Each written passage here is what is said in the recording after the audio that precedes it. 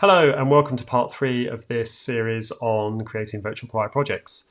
As promised, this part is going to go into my workflow for creating the video component of the virtual choir project.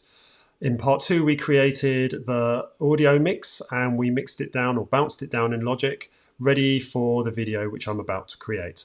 Now there are 3 ways that I use to create the video aspect of the project. There is the basic video wall, which just looks like a mass of videos all stacked up on a simple stage effect. And you can see that in Project Hallelujah, which was one of the virtual choir projects I did first. In fact, I think it was my first one. And I also use it in Make You Feel My Love, which was one of the latter ones. I always start with a basic wall with whatever project I'm doing and however advanced editing I'm doing as well. I always start with a basic wall, and you'll see why as this video progresses. The second type of video editing you can do is what's called Keyframe Editing, and we'll be going into the details of that in due course. Finally, for the more advanced forms of editing, we use what are called Dropzone plugins, and that will be the third and final part of this video, showing you how to use those. In the more advanced videos that I've created, I've edited between all 3 types of editing styles and to make a final edit of the virtual choir project. Before we get underway, I'll talk a little bit about system resources. I've been using 3 computers up till now to render my video projects for the virtual choir projects that I've done. I've used a MacBook Pro, which has 8 GB of RAM. I've used a Mac Mini, which has 16, and a custom-made iMac that has 64. If you have somewhere around about the range of 16, you're going to find that your computer should be all right for most of the work that we're going to do. Any less than that, and you're going to have to chop up your workflow into scenes and render them separately. I'll talk about that later. With the computers that I've been using so far, what I'd often do is have the same project installed on multiple machines, so I could be working on one scene on one computer and then allow that to render while I was working on another scene from the same project on a separate machine. This is going to be important when we talk about creating your project library and consolidating, and you'll notice I'll talk about that in due course in the first section of this video. Finally, I've recently acquired a new iMac computer, and the specs I'll bring up onto screen now. As you can see, it's got quite a powerful processor as well as 128 GB of RAM. So this machine is the machine that you're seeing me on now and I'll be editing in today. Whenever we are working and editing in Final Cut Pro will often be working in the background, rendering your videos and the changes that you've made and creating the final product effectively. This is very processor intensive and it can take hours on a lesser spec machine, so be prepared to have to invest quite a lot of time in this. There is a way around this for lesser spec machines. You can use the proxy setting, which basically means that when you import your videos for the first time, Final Cut will create lesser quality proxy videos that are just used for the editing process. When you actually come to render your final edit, you switch that off, and that means that the final edit is rendered with the full quality videos. More details on that can be found on forums to do with Final Cut Pro. Anyway, without further ado, let's look at our first type of video editing. So here we have the main window for Final Cut Pro. The first thing I'm going to do is to create a library for all our files to be stored in. So this will store the video files as well as all the project files. So we go to File, New Library, and I'm storing it on an external hard drive. I'm going to call it Skyboat Virtual Choir New, and I'm going to put October.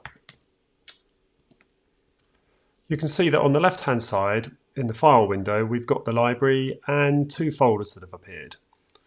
On the right hand side we can see the library properties. We can modify where it is stored, and the consolidate button will allow you to bring all files that are associated with this library, in other words the video files, audio files, anything else, any graphics you use, and consolidate them into the main library folder. This is really useful if you wish to move your folder, your whole library, to another computer to work on. However, I tend not to use that, as you'll see why in a second. Let's import the videos that we need from our choir. So go to Import Media. I've navigated already to the folder that holds all of my singers' videos, and there happen to be 18 in total. Holding down the Command key, I'm going to select all the altos first. then all the baritones, and then all the sopranos, numbering 18 in total. Before I press the import button, a couple of things to note. I've organised these folders or files very carefully. For example, after the names, I've put A for altos and B for baritones and S's for sopranos. You'll see why in a second. The other thing is I've made sure that the files are copied to the library. If you leave them in the place, what will happen is they'll stay in the area of the hard drive that they're already stored in, and Final Cut will be pointing at them. And that can cause problems if you want to move your library to another machine. It sort of does away with the consolidate button that we were talking about if you have it set to copy to library, because it will mean that your video files will be stored in your library. However, bear in mind that that does take up more hard disk space. Import selected. And you can now see why it was really important that I put those letters after the names, because Final Cut, certainly in the way I've got it set up, organises all of the video files by the date that they were sent or created. So you can see these are actually dating all the way back to July. But at least having the B and the S and the B and the A's and things shows us what type of voice each video is of. I'm now going to create a project file. Actually, just before I do that, I'm going to click on this little clock up here. This shows you the background activities. Sometimes you'll notice Final Cut is performing quite sluggishly. The reason for that is because it's doing stuff in the background. At the moment, it's still importing all those videos. It's up to 71%. And as you edit and change your project and do your work on it, you're going to find that Final Cut Pro will start rendering as well in the background. That can take up a lot of system resources, and unless you have a very powerful machine, it can really slow down your workflow. You can use something called proxy files. If you want to look into that, type in and do a search for proxy videos, and they can really help, certainly on a machine with lesser spec. I'm very lucky that, as I said at the very start, I've got a very powerful machine, so things don't take too long on here. Let's start our project. So we go up to File, New, Project, and I'm going to call this Sky Boat Sync. This is where we're going to sync all of our videos. And you'll notice at the bottom in the edit window, we have that project that I've just created. There it is sitting at the top. You can actually change the view of this preview window by clicking here, and that will show you all of the videos that we have brought in. And at the top is the actual project that we're looking at. If I double click that, that's now down the bottom. I, however, find it easier to just see the titles of the videos because it takes up less space. First thing I'm going to do is pick one of my singers that I'd like to use, just like we did in the audio video that I did part 2. We're going to pick one of the singers that I'm going to synchronize everyone to, and I'm going to use Norma. So if I bring Norma in, cheers. And now I'm going to do something that seems a bit bizarre. I'm going to go to the Generator tab and I'm going to create a solid under Generators, just a black, and this is literally just a black square. You might like to think of it like a picture of just black for the start. And I'm going to put that there. I'm going to stretch it out a bit. That's only for editing purposes. I will remove that later. The reason why we have that is because when we synchronize against the 2 claps that you can see in the waveform there, or in Norma's case 2 clicks, it may well be that other people within the project started their video before Norma. And if that's the case, their video would need to start somewhere before Norma's video. And if you haven't set that if you haven't put what effectively is a placeholder beforehand, you're going to have difficulty moving one of the other videos before Norma's in this case. Right, let's do some synchronizing. So now we need to go back to our video. And we're going to start with Gail. Put Gail on top, roughly line her up, and you'll notice it snaps, which is going to be not very much use to us because it's trying to snap her to the start. So I'm going to turn snap off. We will need snap later, but I'm going to turn it off for now. Snap can be turned off over here. No, it won't do that. I've got more leeway for movement. I'm also going to zoom in, so Command and plus zooms in. Looks pretty good. Grab it and align it by eye.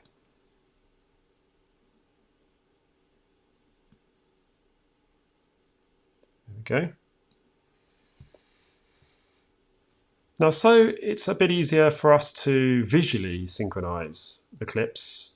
I'm going to reduce both of them by 50%, so they take up less space. Because at the moment, Gail is literally sitting in front of Norma. You can see as she comes in, she obscures her. So let's lasso. Both of them are now selected. Go up to scale and make that 50%. I'm now going to select Norma separately. And on the x-axis, move her across. I'll grab Gail. And on the right axis, in fact, we just need to bring the playhead into Gail's video.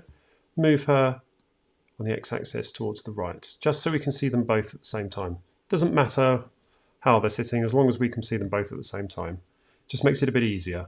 Remember, the x-axis is the left to right, and the y-axis is the up and down, essentially. Here goes. Sounds pretty good. I think that's fine.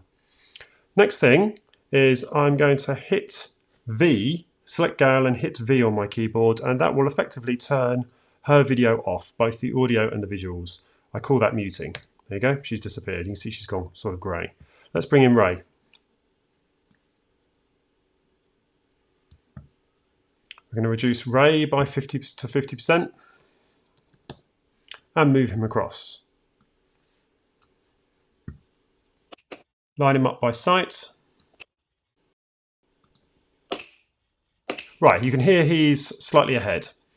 A useful feature of Final Cut is the nudge tool, or you can move each video by a frame in either direction. I guess you'd call it nudging.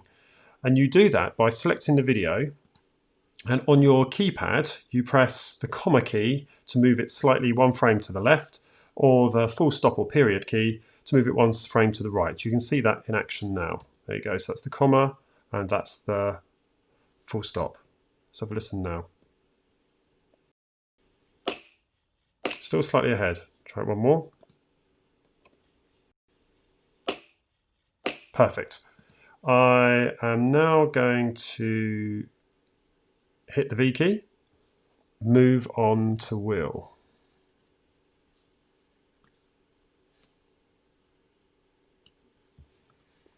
Reduce Will to 50%.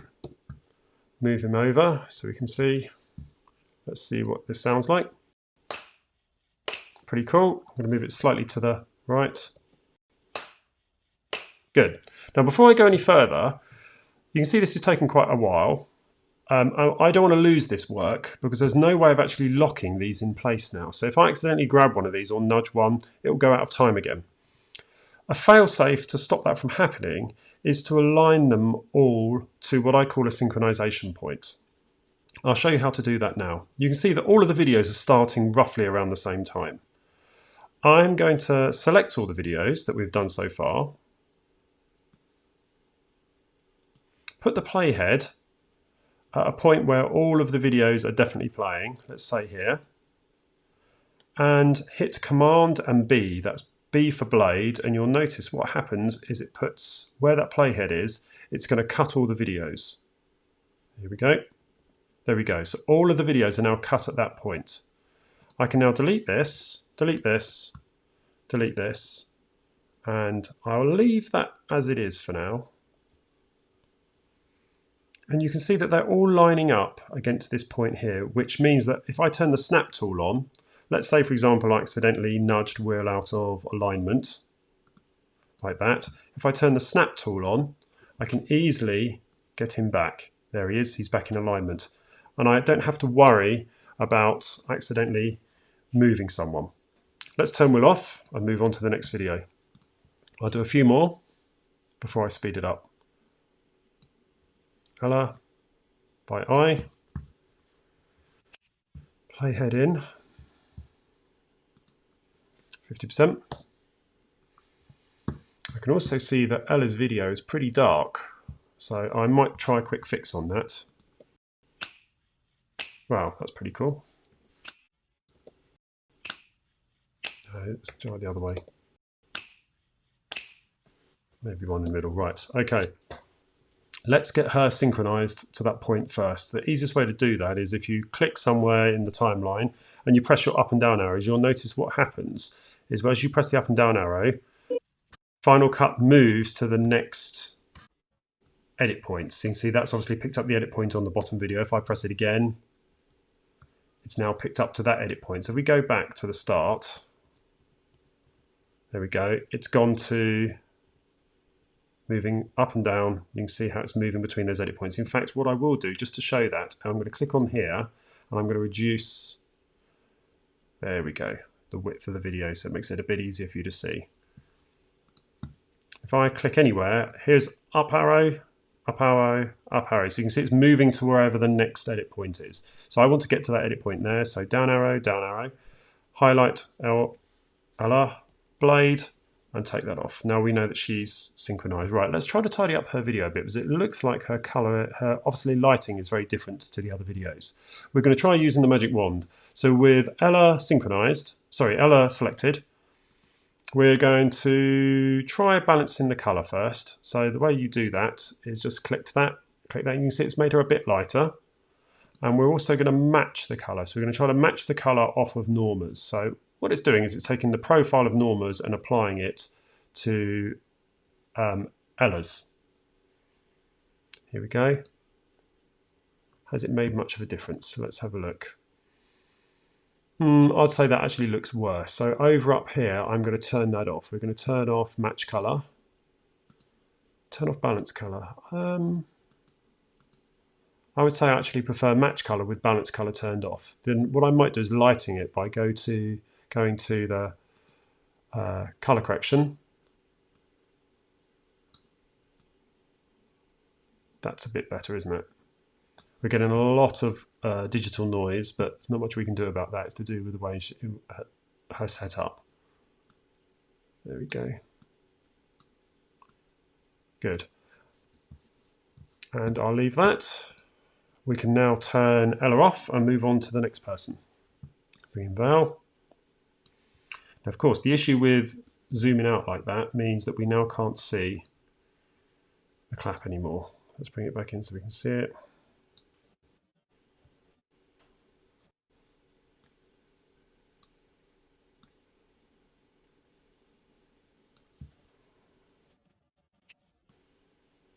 Move her along.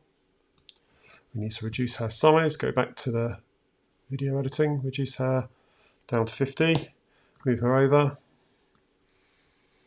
You'll note that I asked all my singers to record their videos in landscape orientation. It's really important, as you'll see coming up, why you tell them to record them in one orientation or the other. Because if you have mixed, you're going to have real problems with the editing. So tell your choir to either record their videos in landscape or portrait. It's really important that you tell them one or the other. Now remember, by turning them off, we're actually turning off the sound of the other people as well. So we are literally synchronizing Sue against Norma.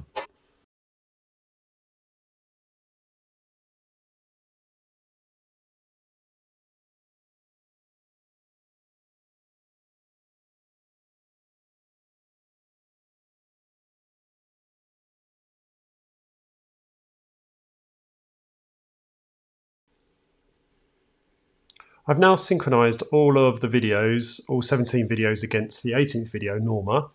And you'll notice that in the preview panel here, whatever it's called, each of the videos now has a triangle beside it. And that is showing that that is present in the main project. This is really useful to make sure that you don't miss someone out. I can show you this. If I grab, for example, Kath, there she is at the top of the list. At the moment, she's got a triangle beside her. If I delete her from the project, that triangle will disappear. So it shows me that Kath is missing. I'm just going to Command Z that to bring her back. So that's useful to make sure you don't miss anybody out. A couple of things you probably saw me doing in the speed up when the video was running fast. I did a couple of color changes and corrections, and a few of the other videos I did use the magic wand for. I do speak to my singers about how to set up their video equipment, making sure, for example, they don't have a backlight, a light behind them, or making sure that their lighting is good and that they've considered their backgrounds. I get some very mixed results, as you can see. Some people are really careful about their lighting. For example, this Claire's lighting is beautiful. I haven't had to do any correction with that. Some people are very dark. We have, for example, Luke's seems very dark and seems to be slightly backlit. You'll also notice with Luke that the way in which he's set up his camera is slightly lower than where he's sitting, and that produces that effect of obviously looking up on him. If we go to Norma at the bottom, she's got some backlights and some weird effects being created by the lights in the studio. Other people, another person here you can see, who's that? Heidi, has got the camera slightly lower again. One thing I did do in one of the projects recently is I gave them a photo, the singers, before they started, of me sitting in front of the camera to show them what they should be looking for. No backlighting, the size of your head in terms of how it relates to the camera angle. And these videos are based on that photo, so you can see at least everyone is close enough to the camera or reasonably similar in the way in which they're sitting at the camera. Same head sizes, which is really important as well, because otherwise you can end up having to adjust the size of the video and zoom in on them. But even with all those instructions, you're still going to get a mixed bag of videos where some people are lighter than the others, some people are darker, and you can use the adjustments in Final Cut on the videos to change on the color board, the saturation, color exposure and things, and of course the color correction to help with that, though there is a limit to what you can do. Right, now I've got those all synchronized, I'm going to zoom out from them, so I'll make them smaller. Here we go, so we can see them all. And I now don't need this little bit of Norma's video at the start, so I can delete that, and you'll notice all of the videos are synchronized at the start line, which is good. I've chopped them all to that line. I'm going to turn them all on. And this will bring about a facet of Final Cut, which we need to be aware of, and that is the order of hierarchy. If something is at the top of this tower of videos on the timeline, it will be in front of something that's lower than it. Now this can prove very useful, as we'll see later, but it can also be a bit of a pest. But for now, we don't need to worry about not being able to see everybody, because they're all sitting obviously behind Heather at the top here, and then we've got Norma to the left. Let's just listen to the claps and see what they sound like. I'm not imagining that they will sound particularly together. Now we've synchronized it, even though we synchronized it. Actually, that's not bad. I'm now going to zoom into the song and have a listen to see what it sounds like based on the video audio. I'm just going to move this up a bit because we won't need that for much more. But what I will do first is turn down the volume of all the videos. So let's select all the videos, go up to the volume and reduce the volume of all the videos. We'll take it down to about there. Hopefully that'll mean that when they're all playing together, they won't peak. Let's have a listen.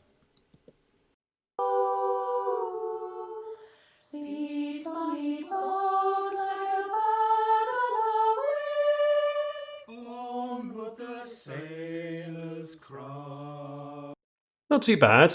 There might be a bit of a synchronization issue. I could go through and find out whether someone is slightly out of time. Maybe their clapping wasn't perfectly in time at the beginning, so we've had like a false synchronization. The way you deal with that, of course, is just like we did in Logic. You would turn them off gradually, turn them on using the V control, and find out who it is, and then just move them, nudge them to the left or the right, and then redraw that harsh or synchronization point at the very beginning. Let's have a listen here.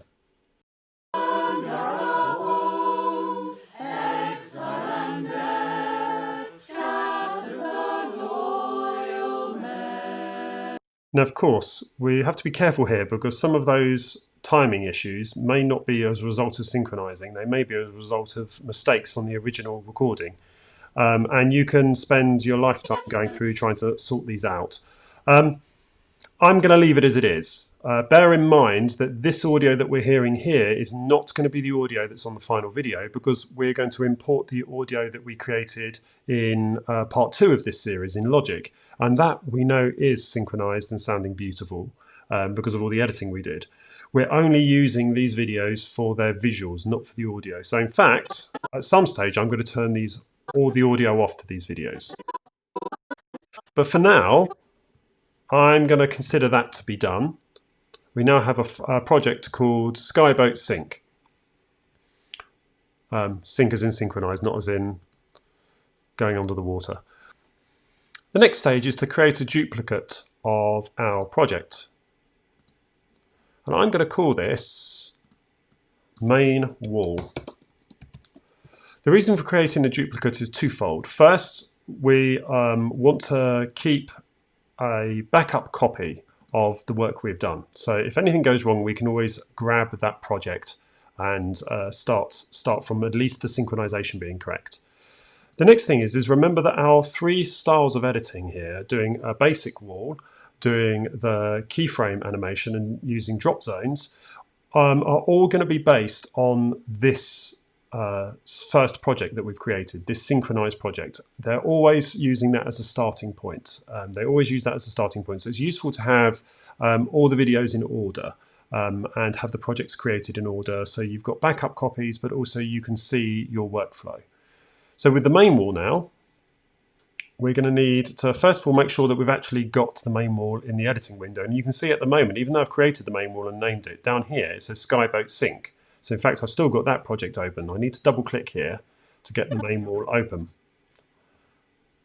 We're now going to create the basic wall that I used for the Project Hallelujah and also for parts of Make You Feel My Love, those two videos. And I always do one of these basic walls for all of my projects because sometimes I like to use it for an individual scene within a project. And anyway, as mentioned, this basic wall is going to form the basis of our other two types of animation, the keyframe and the drop zones. Let's put the marker, the playhead within the videos, and first thing I shall do is turn all of the videos off bar Norma at the bottom. So let's turn them all off, hitting the V, but I'm going to keep them all selected even though they're off. So we're editing en masse here. Just go, there we go.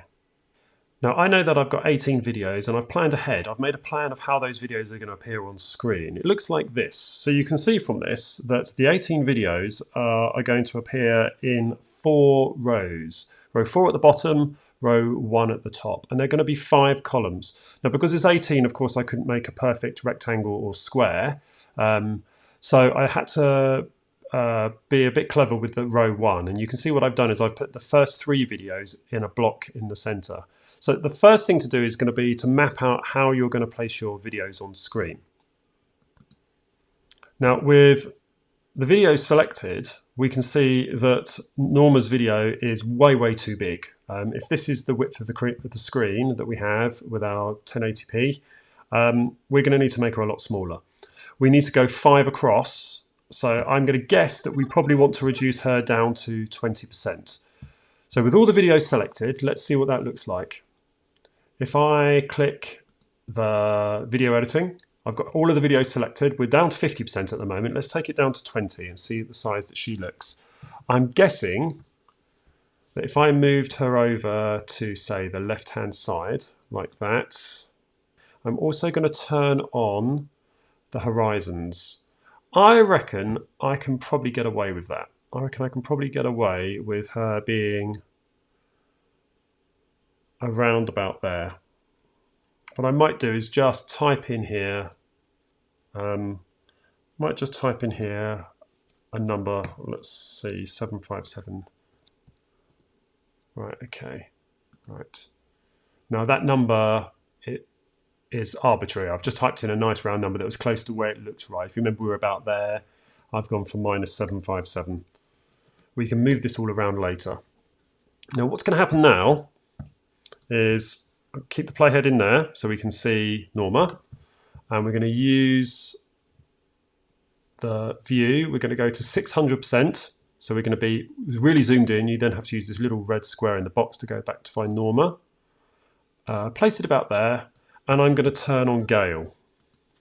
So Gale, hit V, and you'll notice Gale is actually sitting over the top of Norma at the moment, which is not helpful. So we're going to need to move Gale to the right, there she is, and line her up so she is roughly in line. It's a really random number there, isn't it? So I'm going to go for minus, there's 373. Now I'm going to make a note of these. So let's just zoom out and explain what I mean.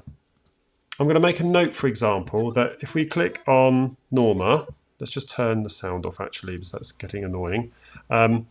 If we click on Norma, we can see that Norma is obviously 0 on the y-axis. That means that she's sitting with the middle of her video through 0, which is that line there, and she is minus 757. That would mean that looking at our grid, column 1 in our grid is going to be minus 757. And at the moment, it's set to 0 on the y-axis as well. Column 2, which is Gale, is going to be minus 373. So these coordinates, as it were, are going to be useful for lining everything up. You'll see as we go through. So I've just made a note that any video in column 1 is going to be minus 757, and any video in column 2 is going to be minus 373. And I've written that down on my notes over here. Let's just turn that off and go back.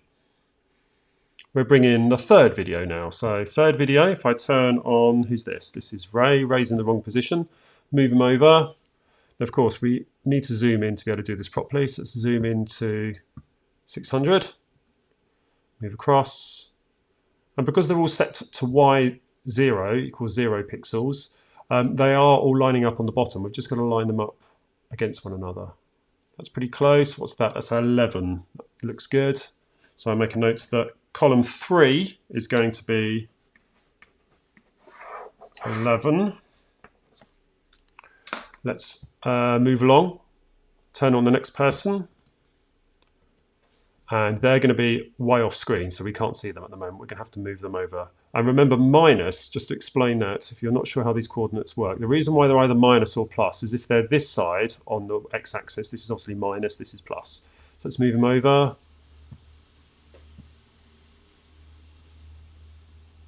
Zoom in.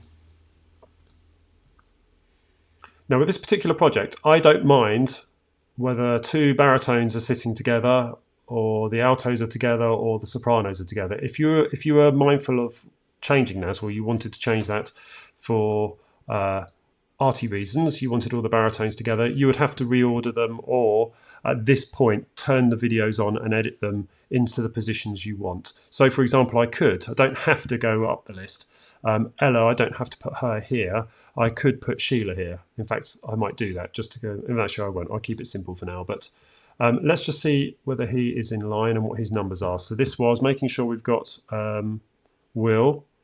Go over to Will. Is he flush against there? It's a bit of an odd number. Well, actually, that's not bad, is it? That's 395. Yeah, I'll just keep that as 395.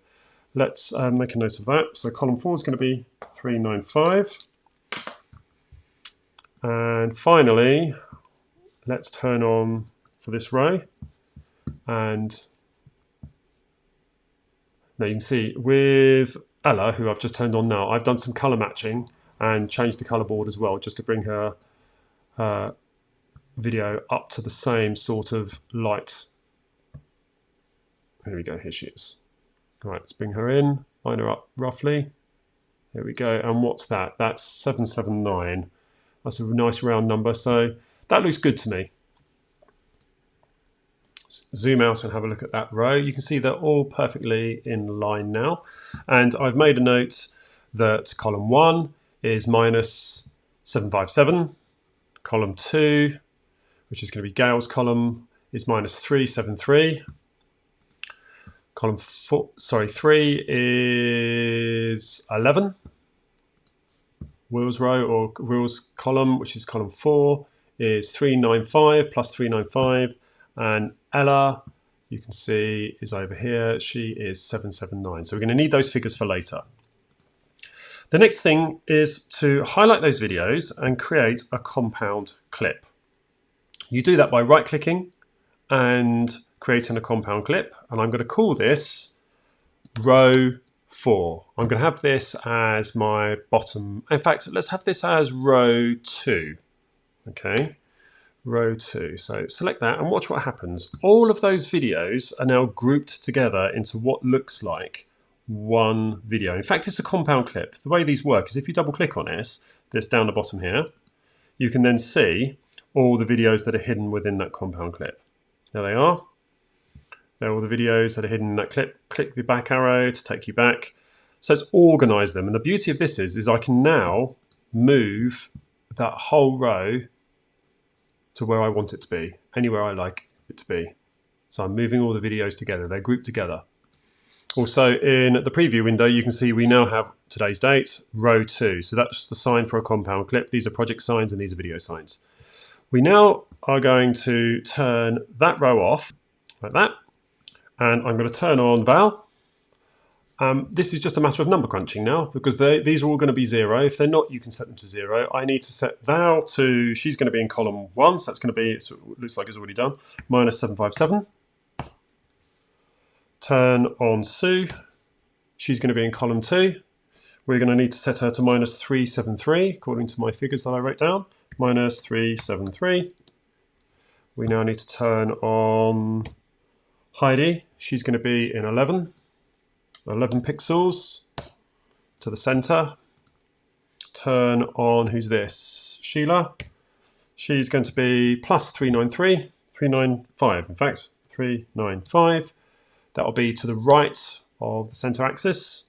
And finally, we'll turn on Hetty, 779, with that column 5, wasn't it? 779, hang on, 1, 2, 3, 4, 5, there we go. Great stuff. Oh, hello. She moved. Let's try that again, 779. Now we can have a quick look at that row. If everything's gone to plan, you should see that they are all perfectly in line. There we go, it's looking good. All 5 of them, double check them. And 1, 2, 3, 4, 5, and I'm going to group this, and this can be, let's see, we'll call this row 3. So we'll have row 2, new compound clip, row 3. There we go. Turn that off and repeat again. You can see that when you've got these numbers and you've worked this all out, this is really quick. So this is going to be my next row, minus 373.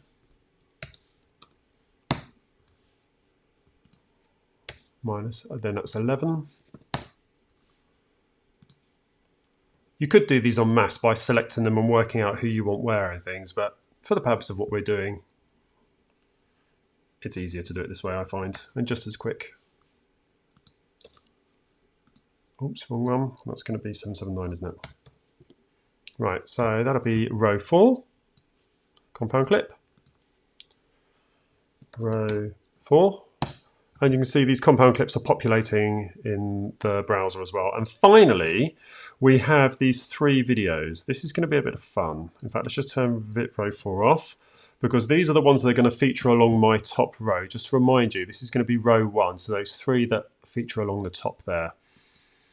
So what we'll do is we'll turn on, let's have Heather on the left. So Heather is already in column 1, minus 757. Let's put Kath in minus 373, minus 373. And let's put Tamara in 11. There we go. This is going to be row 1, so create a compound clip. Row 1. Right, now we have the rows all labelled and as compound clips, we can begin to move them on the y-axis so they stack up. So first things first, I'm going to start with, let's see, we'll start with row 4. So turn off row 1, turn on row 4, and I'm going to move this down to the bottom on the y-axis. Now notice that we're dealing with this compound clip. So this is all of the videos together in one clip, and I'm moving it on the y-axis, which is bringing it down. It does look like possibly the video is slightly off screen, but we can fix that later. I'm going to take it quite low. Let's take it down to, where are we? Minus 400. That's a nice round number. Can I get it? No, I have to type it in. Right, minus 400. You can move these up and down by dragging them, but sometimes if you want to get exact numbers, it's a good idea to type it in. Oops.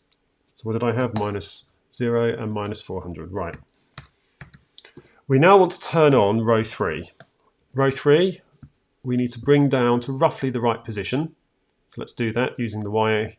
I'll grab it and drag down to where I think it ought to be. And then we'll zoom in 600%, just check. Now bear in mind, because this is sitting, row 3 is sitting below row 4, you'll notice it disappears behind it. So if I grab row 3 again, it'll disappear behind row 4. So you've got to be aware of that. Now that looks pretty good. What's that? That's 184. Shall I make it 184.2? What would happen if I type in just 184? So yeah, that works. That's not created a black mark there, has it? If it was 185, what's about -183 actually? Now you've got the black mark. So let's, which is obviously the background showing through. So let's go for -184. There we go. I'm going to make a note of that. So row 4 was -400, wasn't it? On the y-axis.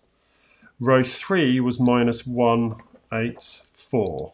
So let's now zoom out, turn on row 2. Now row 2, because it's at the bottom of the pile, is obviously going behind the other 2 rows. You can see, if I drag it down, there they go. So let's get it roughly in position. Zoom in.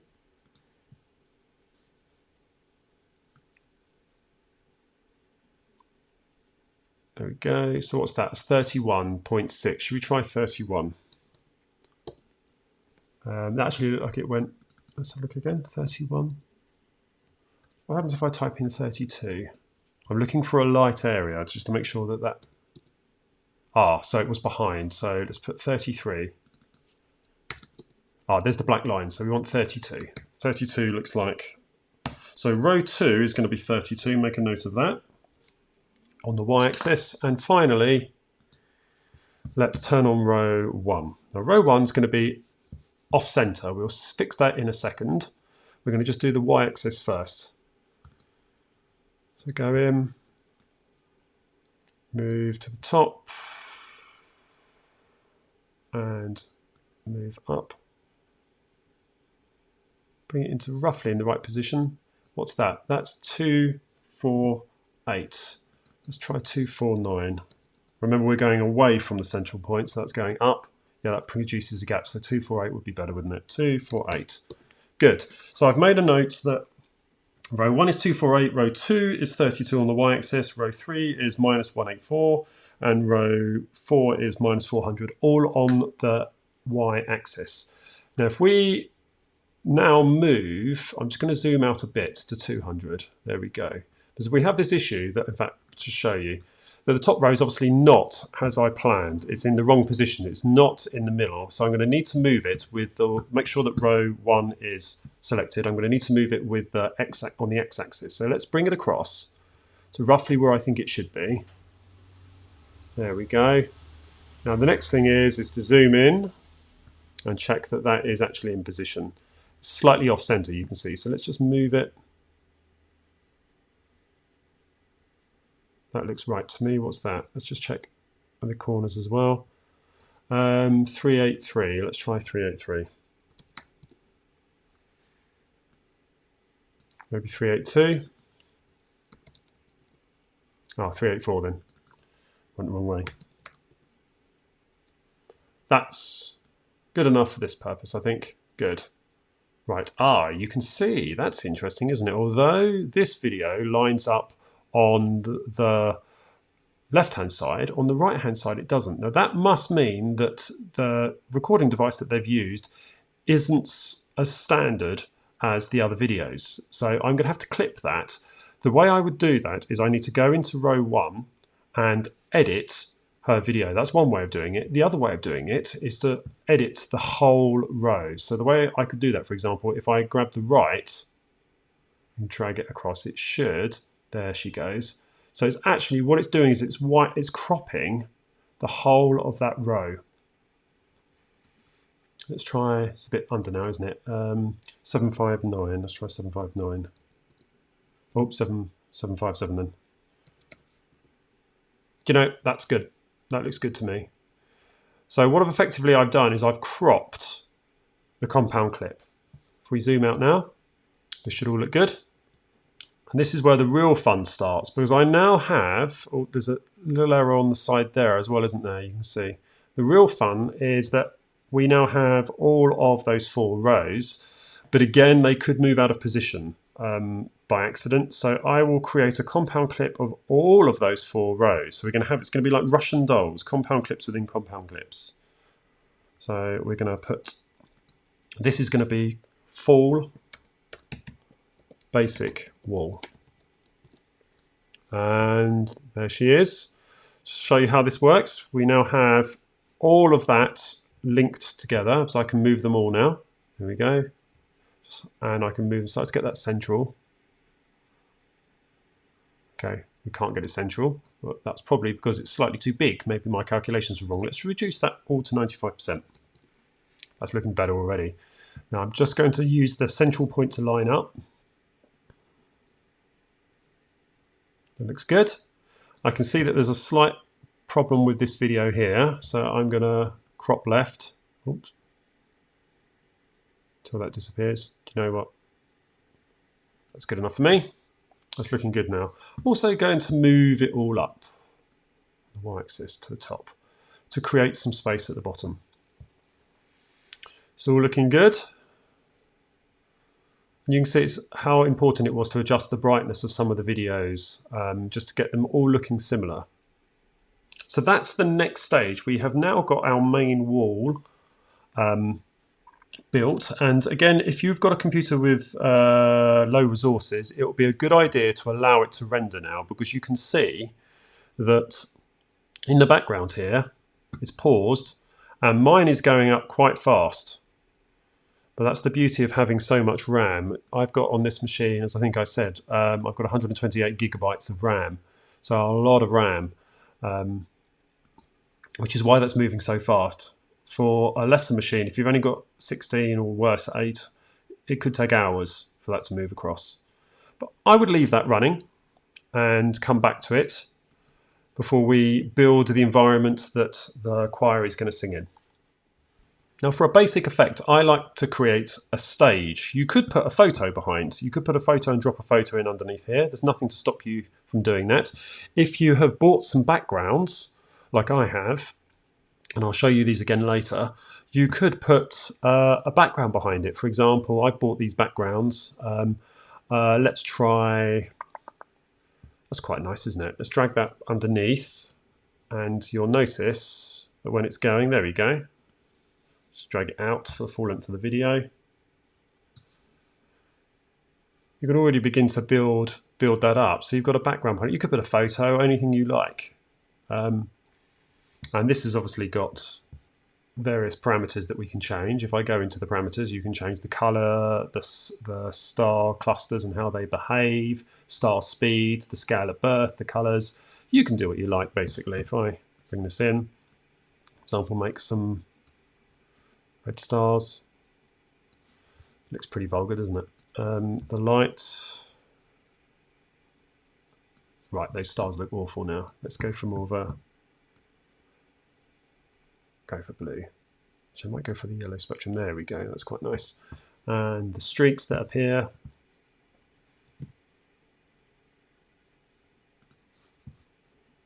Might actually have some blue streaks, that'd be nice. Right, so you can see now that that has sort of runs in the background. And you could put anything you like behind your choir. For a basic project, I create a fake stage environment.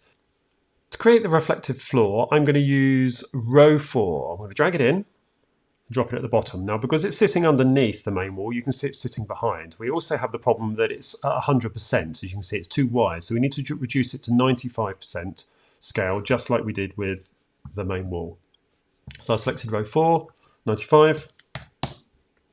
Let's now turn the, let's just now turn the main wall off and have a look at the wall row 4.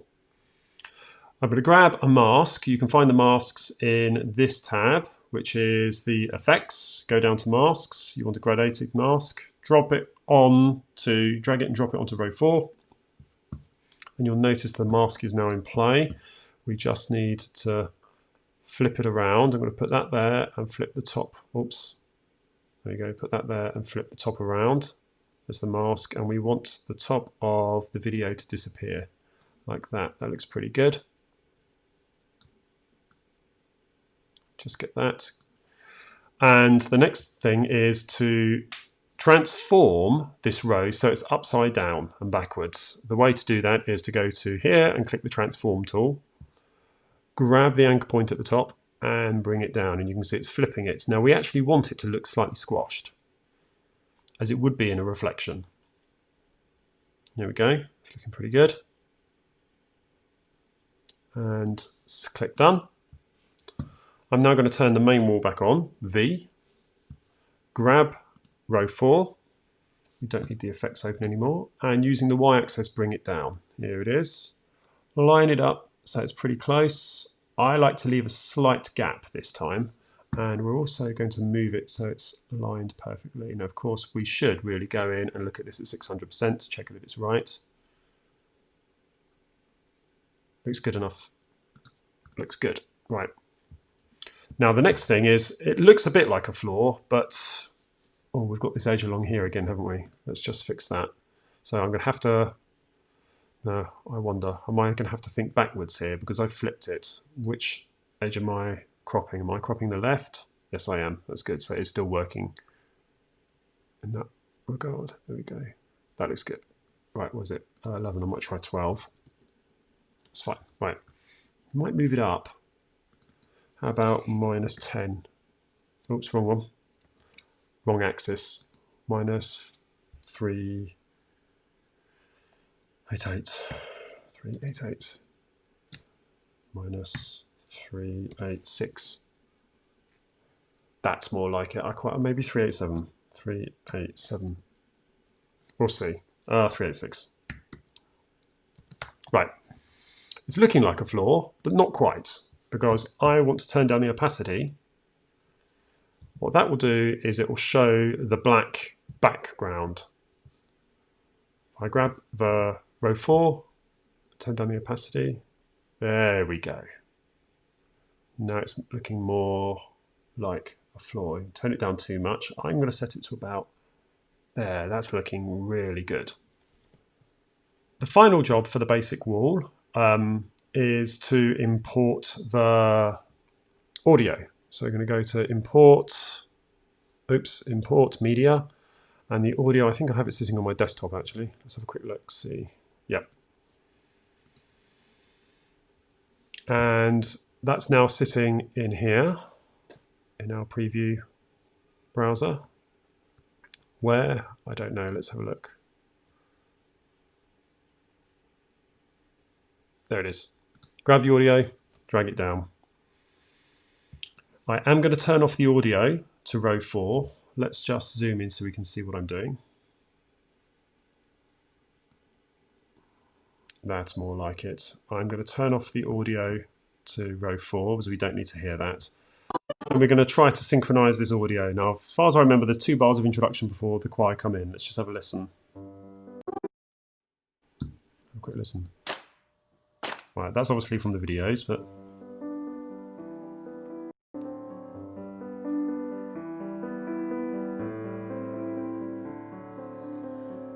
right, so that moment there needs to line up with that. So let's grab that and just take that across. Zoom in a little bit more. Have a listen.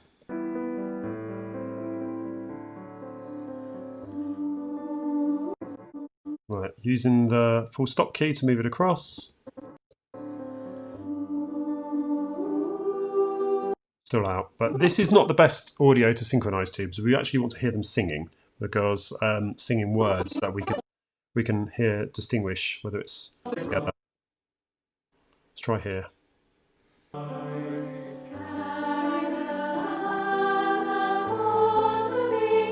Now what I'm doing is I'm pressing the full stop to move it to the right, jog it to the right slightly. Now that sounds pretty close, at which point what I do is I turn the audio off from the videos. That's what we're seeing up here. So we're just hearing the mix that I created in Logic. because it's a good idea to actually do this by sight. So I'm going to watch the video and see whether it looks right.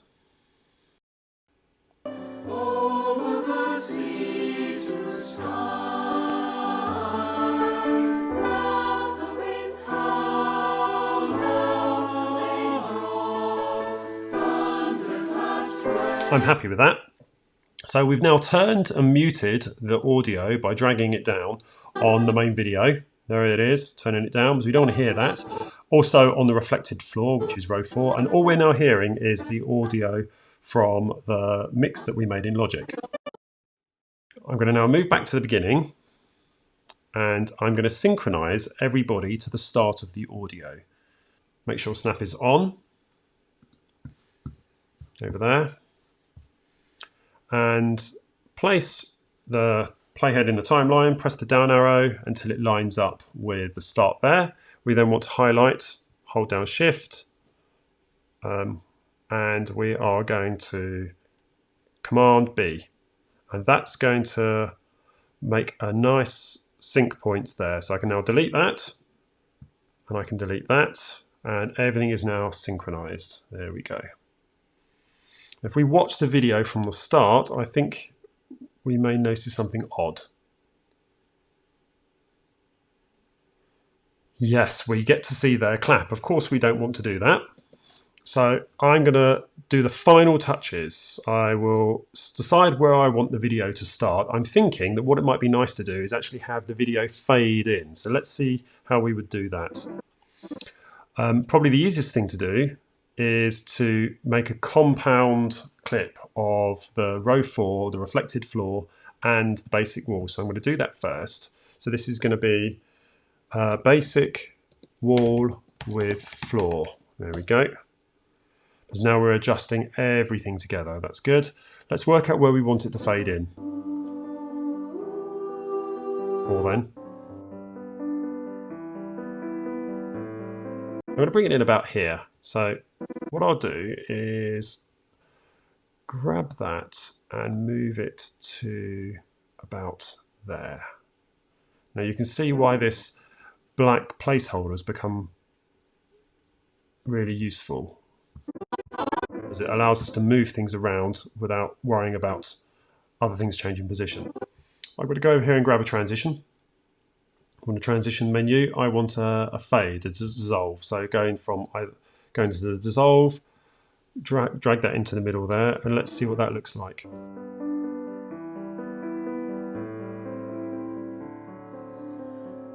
I'm going to move it slightly to the right, and I'm also going to enlarge it.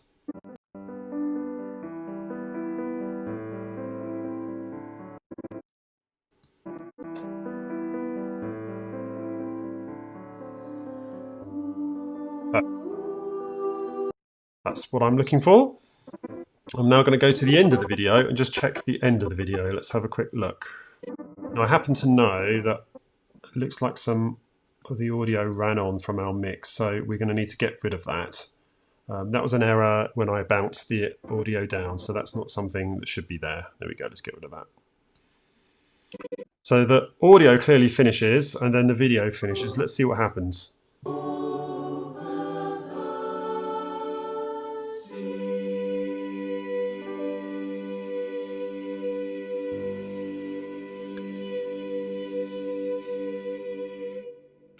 Right, at which point, remember I've told my singers to pause and wait for the further instruction to turn their video off. If you don't do that, this is when you can have people at this moment reaching in and turning their cameras off, which of course is the last thing you want. But let's see how it does play out at the moment.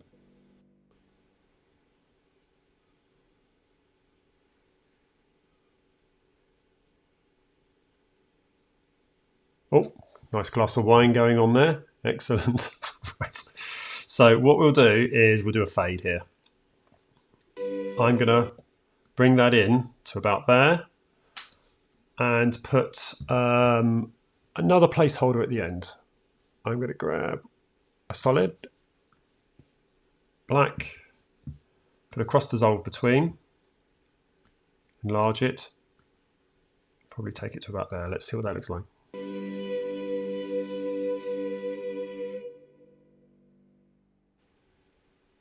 Excellent. I'll just take it a bit further back.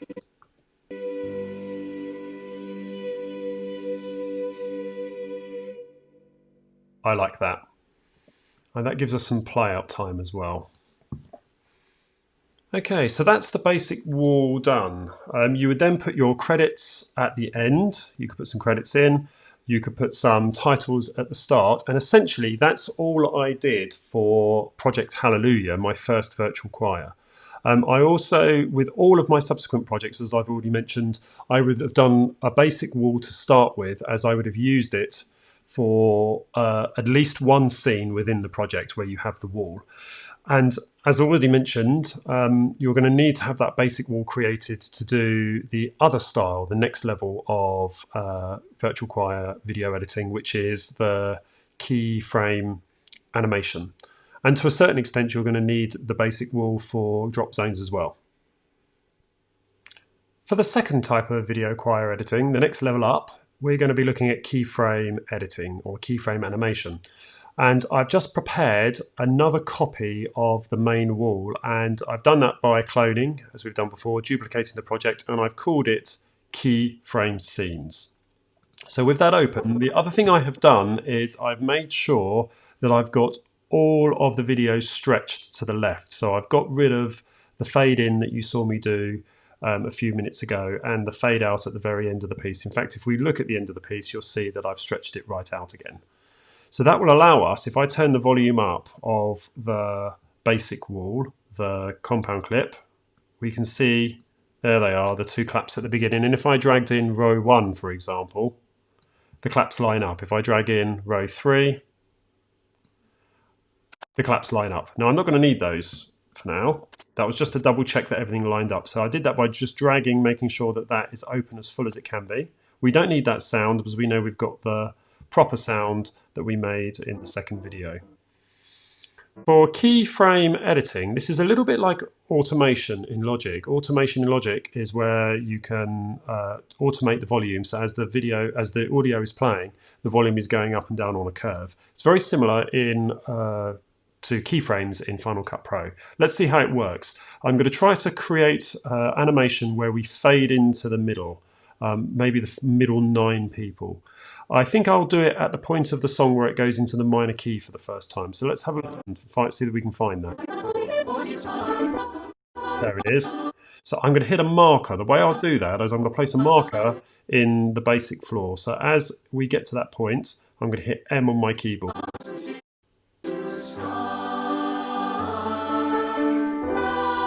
And you can see the marker appear there. I could label that if I wanted to. We're going to call it minor, just so I know that that's... I'm going to zoom in a little bit now. I'll set the playhead there, making sure the snap tool is on there nicely. And I'm going to, over here where it says scale, we need to click this button here, which is add a keyframe. You'll notice it turns on the keyframes for the scale on the y-axis and the x-axis because you're scaling all.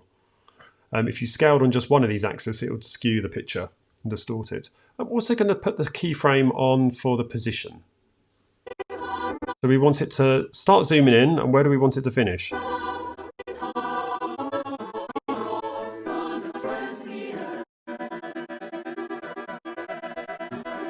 Put another marker in. So put there. So it's going to animate between these 2 points. Let's move from this first point to the second point. Put the playhead there, and these marks have now appeared. These are showing where the original anchor point is. So if I click this, for example, you'll watch the playhead jump back. There it goes. It's jumped to where the anchor points were originally put in, or the keyframe, should I say, keyframes. So that's where the keyframe was put in. We go back to here. And you don't have to use these markers. I just use the markers to help me navigate. But at this point, I want the animation to finish. And I want it to finish zoomed in. So I've set it to where I want the animation to finish. I click and drag up to about there. I want a bit of the floor to show, and I'm also going to move it up on the y-axis to get rid of the top row. There we go. That looks pretty cool. If I now click back, clicking the keyframe, you'll notice that the reverse is a bit like repeat signs in music has appeared. That's the next keyframe, and it's jumping between those two keyframes. And you can see what's going to happen. That's the end of the animation, the start of the animation. And if I allow this to play, you'll see what happens.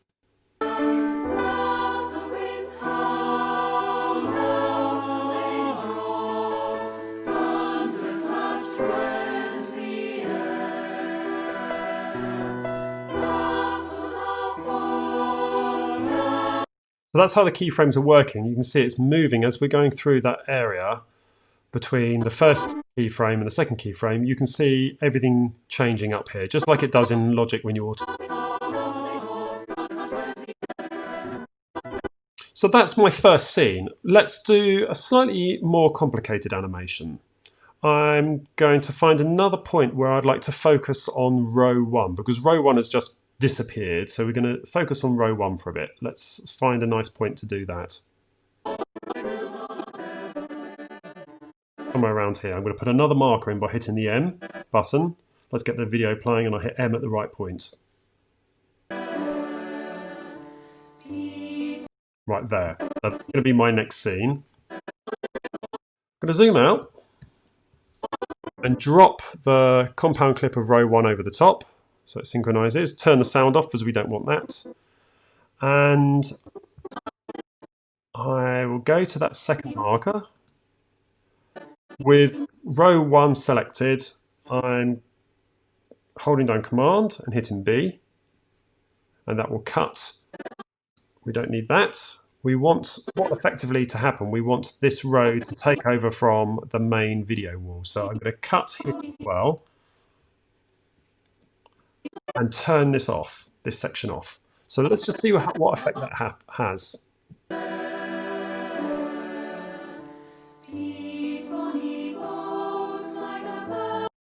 So you saw it just flip over and change over. What I will then do is with this row here is I'm going to zoom in.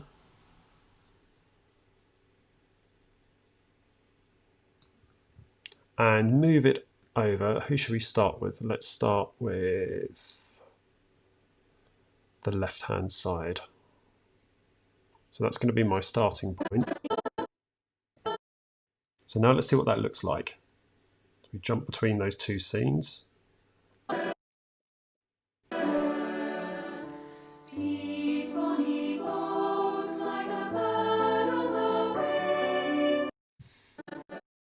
I might zoom out a little bit.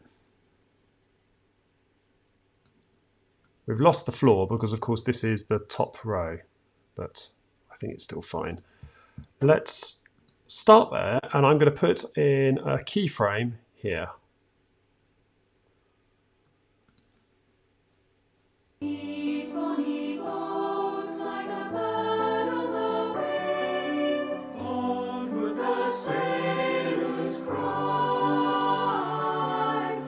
And at that point, I will put my final keyframe in because you can see it's set the marker for the first keyframe.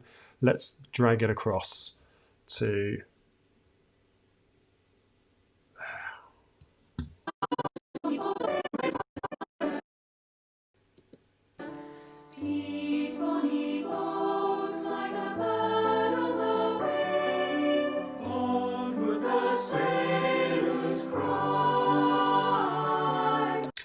I would actually like that to fade in rather than be a harsh cut. The way you could achieve that is drag this slightly to the left and put a transition on it, like that.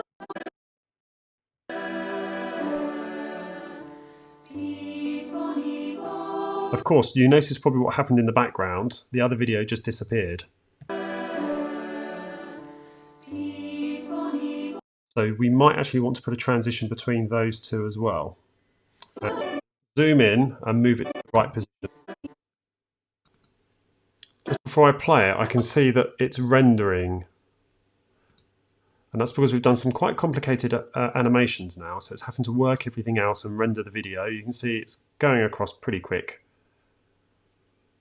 Let's just speed that up.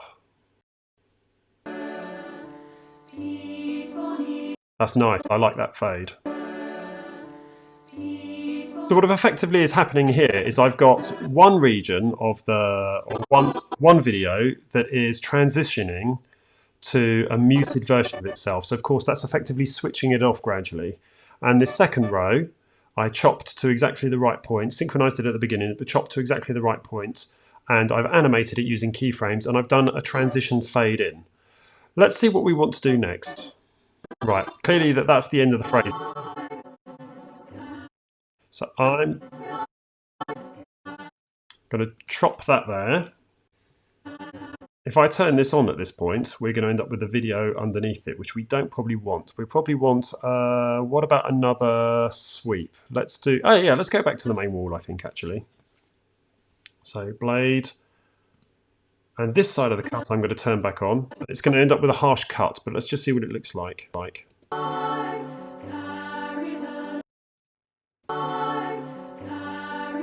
It's too late, isn't it? So we need to move this back a little bit. And this, to move this across, if I drag that across here, we're going to end up messing around with the timing. What we need to do is switch to the trim tool, because that will allow me to move that without affecting the timing. It allows me to move that around. There we go. Let's have a listen.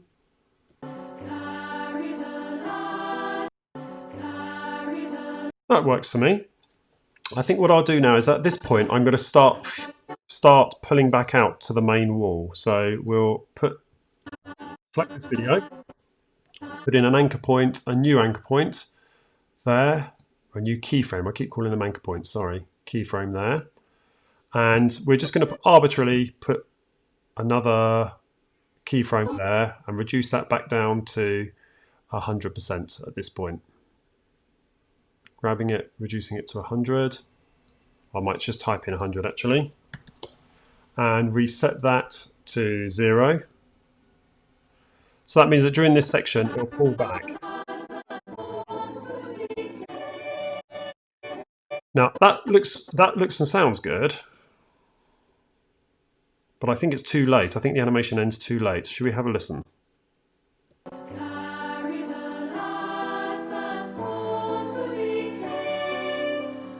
I would like it to finish on the word over.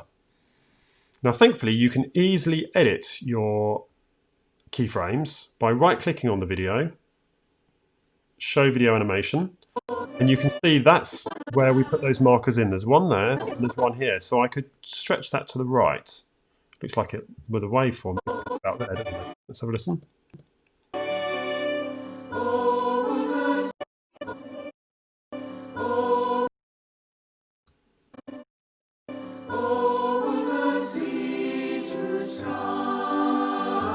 I'm happy with that. So that then pulls back at that moment.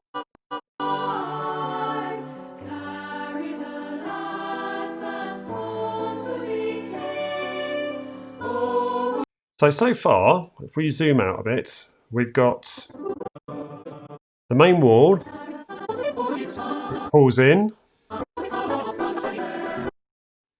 it then plays a bit zoomed in before it cuts to another row, which is the top row, as you can see, and that's animated to move from left to right.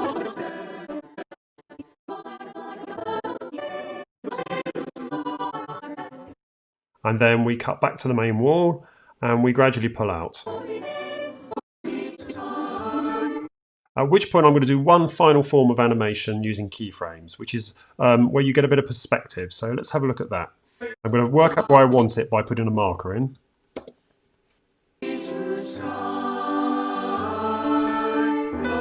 And there it is. I put a marker in, so it's going to be that marker. We're going to take the compound clip of the full basic wall and place it on top. So that now becomes the top of the pile. Make sure it's synchronized. Turn the volume off. And we're going to use it at this point. So I'm going to marker, place the playhead there. Make sure the full basic wall is selected. And Command B. Get rid of the start because we don't obviously want that. I'm also going to cut the one with the floor at this point and turn it off. So effectively we're cutting from one basic wall to with the floor to the full basic wall like this. Okay, doesn't look great, but that's not the end of the process. I will zoom in. Move up. In fact, before we do that, let's try distorting. Now, distorting this, I'm going to take that anchor point, that point there, should I say, and take it up. There we go. And I'm going to bring this one down. It's going to allow me to do it. There we go. I might just bring them in slightly as well. Right. 100%.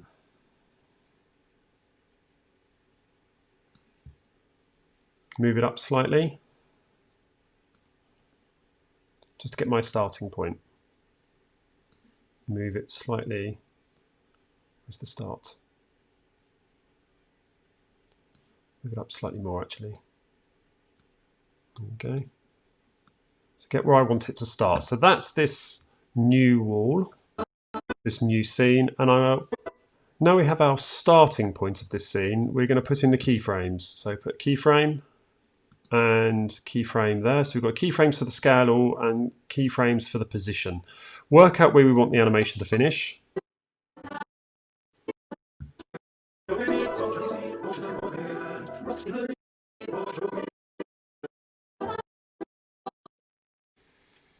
find the point we want it to finish. I'm going to just place slightly further than I would actually want it to finish, and I suppose I will do a fade out afterwards. I'm going to put a marker there,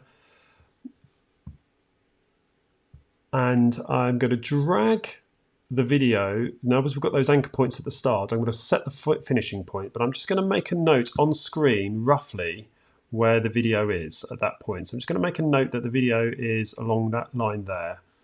I'm going to drag it, because you'll notice what's happening is it's going down. So where's the beginning of the video there? I'm going to take it up to roughly the same point. Let's just flick between those two anchor points. Is it roughly there? It needs to be a bit higher, doesn't it? So let's just take that a bit higher. Flick between those two, I mean not anchor points, keyframes. Not bad. So checking again, that looks right. So what's going to happen in this section?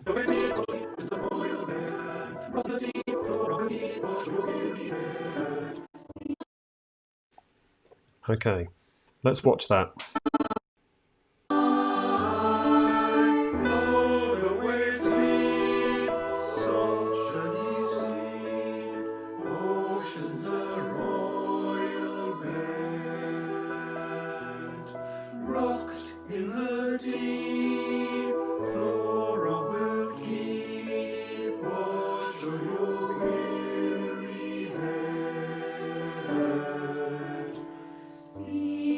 And we're going to put a cut in this video here, the full basic wall, and cut back to the main wall.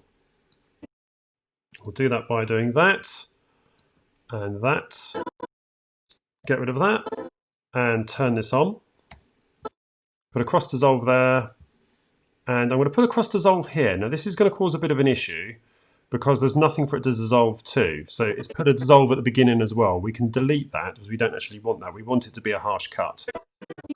I'll zoom in. This is Command and plus. And I'm going to stretch that out.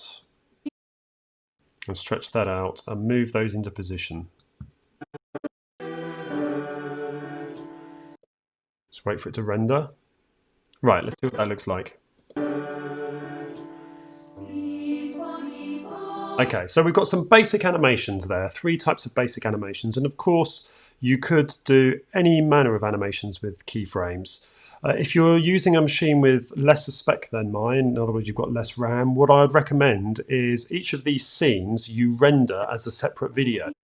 So you effectively, a bit like bouncing down in Logic, you render each scene. This is going to become particularly important when we get onto the third style of editing using drop zones. But if you create a file, in other words, you've rendered a final video of each of the scenes and then bring them into another project and stack them up against one another and line them up again, you'll find that your machine will probably use, the resources will be used better, and you won't have so much of an issue, because it gets to the stage, like for example on my laptop, that if I tried to do this on my laptop would be crashing by now, just because I don't have enough RAM in it. So what I would have done is I would have effectively rendered this part of the song. I would render the first part of the song by doing this. I would click the arrow and change it to the range tool. I go as far as that. I would create a master file of that and call it scene 1.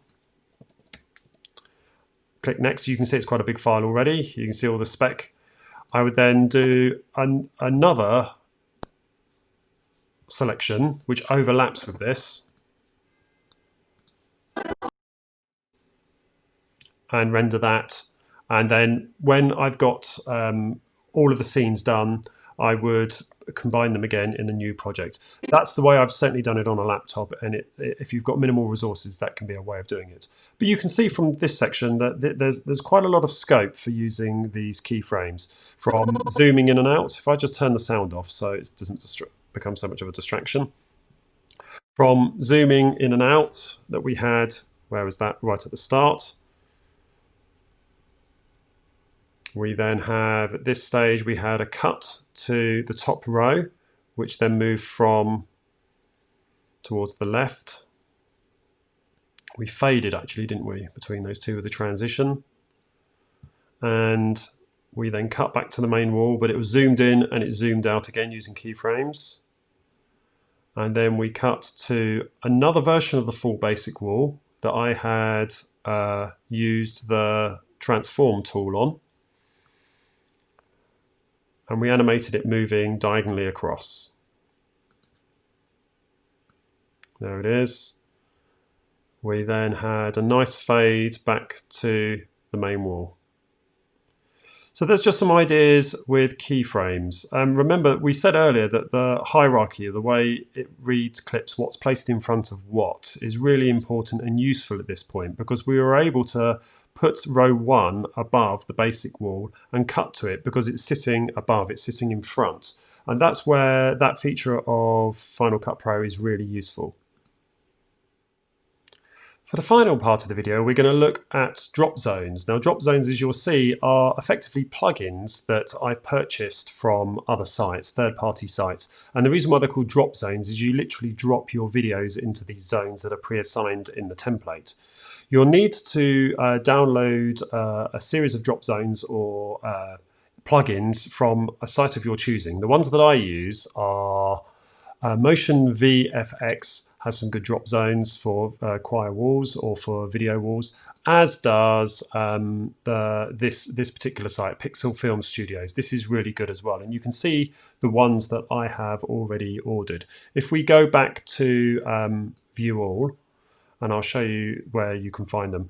Since I ordered these, which was back in June, July time, they've actually changed the offering, because they used to have all of their walls in separate packages, and they were quite expensive. They were about $29 per wall, whereas now what they have done is they've combined all of those packages into one product, which is this one here, the Final Cut Pro 10 walls. And you can see, if I just get this playing, the type of effects you can create with these drop zones. If I just turn the sound off there and get this playing in the background, you can see the type of effects you can create, from video walls that animate outwards to circles, like I use in the credits to this video. There are loads of templates, and what's really nice is they've combined all of the previous plugins into one product now. So it's only $29.95.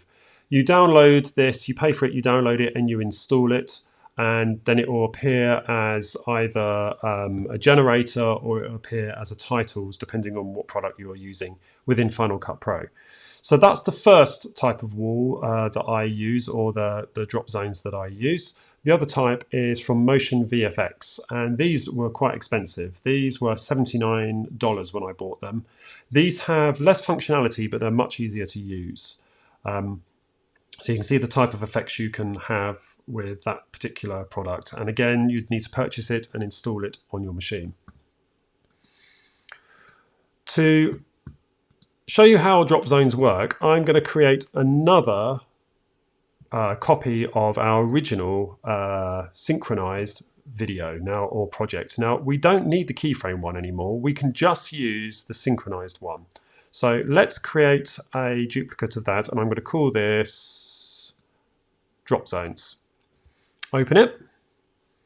And this was where we started after we'd done all our synchronization. Now, as I said in the section on keyframe, if you have a machine of low spec, this is going to cause horrendous problems with your machine. It will bottleneck and it will start slowing down and you won't be able to work and it will start crashing and all the rest of it. And you will have to organize this by scene and render each part separately. Otherwise, because if you try to play the whole video at once and use drop zones throughout for every single scene, you're likely to find that your computer won't cope with it. This one does, because I've got 128 gigabytes of RAM plus a fast processor. But if you're dealing with a less RAM or a slower processor, you're going to enter problems. And what I was doing on my previous videos before I bought this machine is new, I was editing each part, each scene, rendering it, and then doing exactly the same as what I showed you in the previous section, putting it all back together. So let's see how drop zones work. We're going to have to do something slightly bizarre to start with, and that is, because of a foible within drop zones, we actually have to stretch these out to the start. So although these are cut to this lovely line that we created, the actual start of Heather's video is all the way back here. And it's really important that we stretch them out to the start. If you don't do this, you're going to find that you're going to have synchronization problems within your drop zones, your animation. And it's because the makers of these drop zones were not, oops, didn't want to do that. We're just stretching the start out. There we go, not moving it, we're stretching it. The makers of these drop zone plugins were not really designing them for virtual choirs. We are actually sort of using the technology for something it's not invented for, because the concern of the makers of the video plugins, the drop zone plugins, were to be able to, for people to be able to create video walls where synchronization between the individual components of that wall was not a priority. So you'll notice that the demonstrations that we saw on the web page, the people in the videos, there was no synchronization in what they were doing. There was no intent for that synchronization either. So because, of course, in a choir, we want all of our videos to synchronize. We want everyone to be singing at the same time, the same notes. We have to play the system slightly. And to do that, you're going to need to do exactly what I'm doing here, stretching these all out. Let's see. Come on, stretch to the beginning. There he goes. Because otherwise it will not work. And you're about to find out that using drop zones is very cumbersome. So let's decide where we want the first drop zone scene to happen. I'm going to pick a point. I'll do it there. I'll put a marker there. Right. We now need to find our drop zones. I've already got them installed. They'll be under titles and generators, and you can see I have the Pixel Film Studio FCPX walls. So they're all my drop zones there. And for the other product, the more expensive one, the My Video wall, is there. And I'm going to use this one to start with, just to show you the process. So let's pick which drop zone we want. Now you've got to be careful, because they will sometimes not have enough zones for you to drop all your videos in, or they will have too many. I quite like that. We'll do that for the start. It's going to be a bit overkill for the mood of the music, but hey ho. Let's drag it and drop it to that point. And you'll see as it animates, I'm going to turn the sound off now so it doesn't disturb us. As it animates, you can see the zone numbers appearing. So this animation favors 6, 7, 8, 9, and probably 10, I'm guessing. It's that row.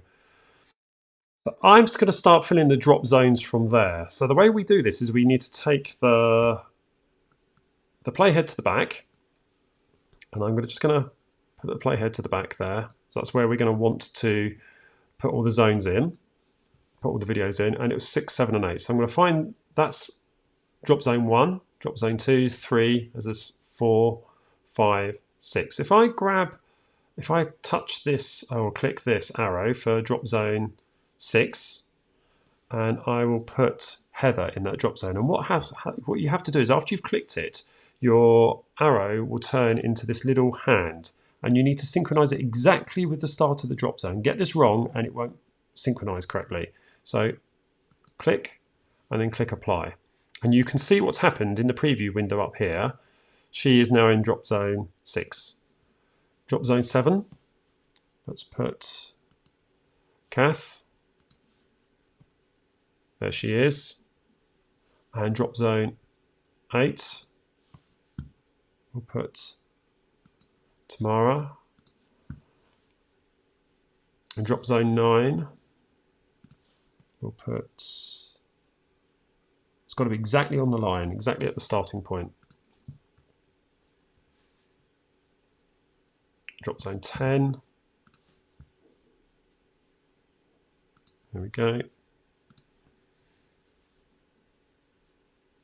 Does it go any further than 10? So the other one we're looking at underneath, you can see 13, 14, 12. It looks like 12, 11. So we probably want 11 and 12, 13 and 14, don't we? So let's find those.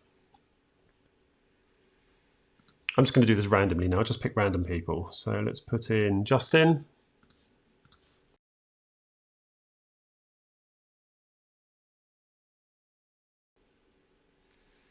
Now I've turned the sound off, but I can see that some people are not quite sitting central in their drop zone. So you can edit that. For example, what drop zone is that? That looks to me like it is Tamara, isn't it? So Tamara, if we find where Tamara is, she'll be listed somewhere here.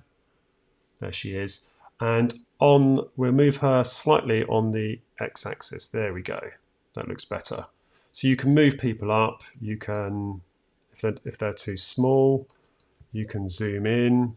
There we go. Move her up a little bit. That looks a bit better already. And you have a certain amount of animation that you can do. Not animation, the changes you can make to the environment, the publish parameters as it's called. You'll notice that it faded in. It kind of built in. Let's have a look at that again. If I turn the build-in off,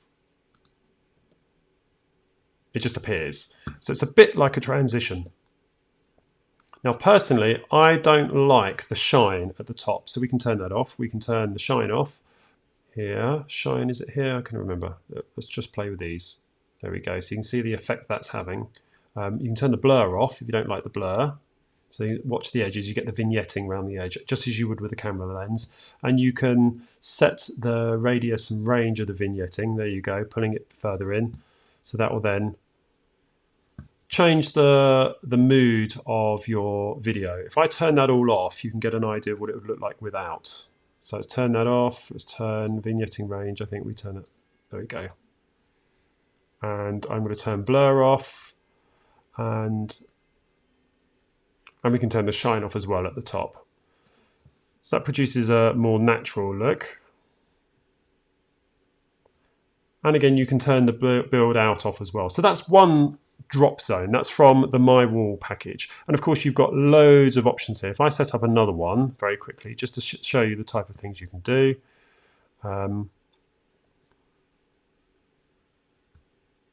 Let's find one that we like.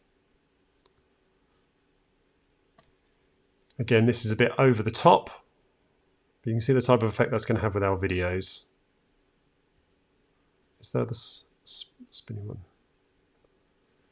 This one might cause a bit of a problem because if you look at how thin they are, we're going to get very little of the person showing in those. We might do better to have something, even that's more for portrait videos, isn't it, rather than landscape. So you have to be a little judicious in your choices.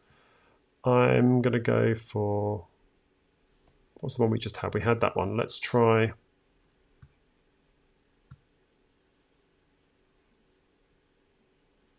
That's quite nice. I'm going to drop it in a random point. We're just doing this at random points now. So again, set the marker at the start. Click your video wall or drop zone plugin. And how many have we got here? It's like we've got quite a lot. So I'm going to start at the bottom of my range now, and I'm going to just click these all in. and speed up the video so you don't have to watch this.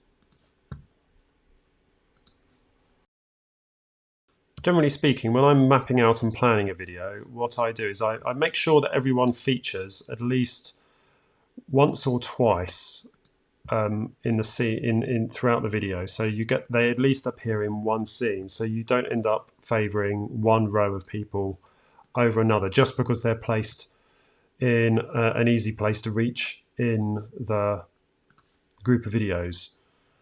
So be mindful of that, because obviously everyone wants their 5 minutes of fame. Okay, with that done, let's have a look at what it looks like. It's a bit juddery because the computer hasn't finished rendering it yet, but you can see the effect. And again, I have a certain amount of control over that. I can, for example, with this particular one, I can turn the shine off and turn the other features off at the top. So if you don't like the shine, let's turn that down to 0. The blur I quite like in the background. If you turn that off, you can see that they come into focus. I quite like that blur. Bring in some vignetting. So it just adds some vignetting to the side. If you quite like that, that will create a different effect as it goes through. So they were the drop zones in my video walls. Let's have a look at the ones from Pixel Studios. We have lots of options here. This one only has one drop zone. This is going to be interesting. If I grab that and put that in place, and this means that it's only going to feature one video. I've put this in a random position. Obviously, you would want to choose in your video where the scene would start. So I'm going to go to the start of that drop zone, and I'll populate that single drop zone, and I think you'll see what happens here. The controls look very different at the top, but if you go down, you have the same icon that you click on. And I'm going to put, where is she? I'll put Heather in there. Click OK. And you can see what it's done. The reason why you can see the other videos behind is because they're still switched on. What you'd have to do is go through all of this and turn them off by pressing the V button. And then when you're in here, of course, you're only going to get to see Heather in this case. So you can see she's been split up. And I'm sure that there's going to be some options of what you can do here. Let's see, because I don't actually use this one. You've got softbox options, environment reflectivity. You can see that's changing the floor as I change sweep across. The fact that the background is on or off, we can turn the background off and environment off, and you're going to see that if you had photos behind it, that would make a big difference. And you turn the floor off. And let's have a go at animating her slightly. So this does have some functionality, and you can see the keyframe markers are here as well. So you can even use keyframe animation with these. We're going to go here and you turn on edit mode and you set camera modes to start. Where would you like the camera position to start? So the starting position, we're going to set the x-axis. So you can see this matrix appeared. We're going to use these actually. We're going to grab that and you can see it's moving it. So let's start her over there. We're going to twist her slightly as well. There we go. So she's slightly there, and just push her back forward a bit. That's going to be the start point. By the end of this scene, and you'd need to work out exactly where you wanted it to end, we want her to be in a different position. So this is a bit like automatic keyframes. So you go to end camera. Let's decide where we want her to finish. We'll bring her down again. And put her over there. All right, now if I now go back to set camera animation, you'll see how she moves across that space, and then you would turn edit mode off to render your scene.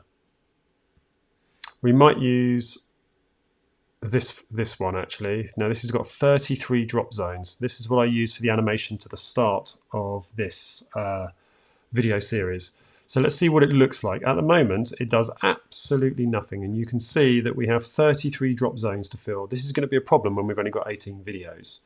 And you can't, unfortunately, switch them off with this particular one. But I'll just give you a demonstration of how it works. I'm just going to line up. I'm just going to populate those drop zones really quickly.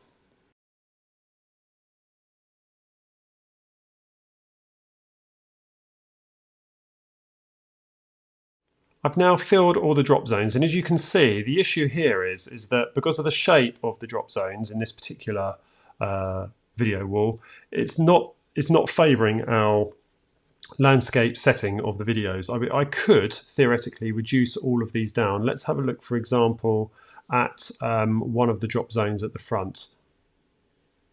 There we go. You can see what happens there. I could reduce them all down to the same percentage, such as 35%. What would that look like on here? Let's have a quick look.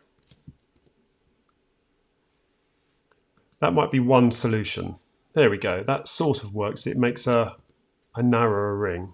If we zoom in and have a look at that, that's not bad. It could work, but if we want to stick with it as it is, this is where you have to be careful with the type of plugin that you choose with your drop zone, because it may well suit your videos, it may not. If we wanted to animate that, first thing I might like to do is change the color of the background. So I have a black background so it matches the rest of the project. So let's go in and change the background. We want the color in the background to be black. And you can see you've got the reflection there. You can turn the floor off. While you're dealing with the floor, you can deal with the reflectivity. I like it a bit darker. And the blur, how blurred it is. There we go, I quite like that. And the fall off is obviously how the reflectivity falls off and the distance, and you have the other functions there. Spacing has the effect of pulling the videos apart, as you can see, which you might actually want. I quite like that actually. Rather than having them touching, have them a little gap between each one. And you have functionality to be able to change the opacity of different areas of the wall. Group rotation. That has the wall animating. Now this could be useful for us, couldn't it? Because we could animate this using the keyframes. That's side rotation. Ah, that's interesting. So that produces an interesting, and as you can see, I'm just playing out here. I quite like the idea of that starting, where was it? I like the idea of the wall starting flat and then turning into this circle. So let's go to the very start, and I'm going to just make a note of these numbers on the side rotation here. So we're going to have got minus 10.9 and 10.9. Just make a note of those. I'm going to change them to 0. And I'm going to put a keyframe at the start of the video. So we've got a keyframe on both of those, pull it halfway through, and then type in that minus 10.9 and 10.9. Actually, let's move this one slightly later so it takes slightly a longer time to get to there. So that's going to be 10.9 there. So this keyframe is going to be slightly later. So they won't both arrive at the same time. Let's see what that looks like. Okay, the reason why it's getting jagged is because it hasn't finished, it's judder is because it hasn't finished rendering yet. So we better leave it to render so you can watch it. I'll just speed it up. So that zooms in. Right, it's a bit too fast, and for some reason I haven't got it actually getting into the right position. Ah, it should have been 10.9, so we need to go back. Where is it? Back. Where's the keyframe where it should be 10.9? There we go. Now we're in the right position. So I got that slightly wrong, but what about from this point here we want it to spin? I think we can do that by using the keyframe here. If we put a keyframe in the group rotation, and then by the end here we'll spin it slightly. How many degrees? Should we have it 99 degrees? So that would then have the effect of spinning slightly. We could actually take it up. Let's take it to 130. That would be a very fast spin then, won't it? So you can see what's going to happen is it's going to spin through that part of the video, again using the keyframes, just like we did in the second part. Wait for that to render.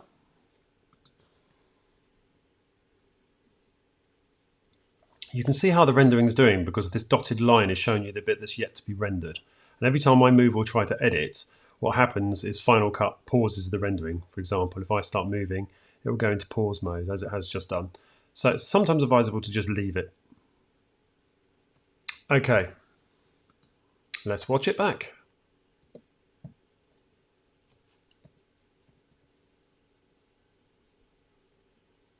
Right, that's obviously overkill on so many levels, but we don't really need to worry about that because this is just experimenting with the drop zones.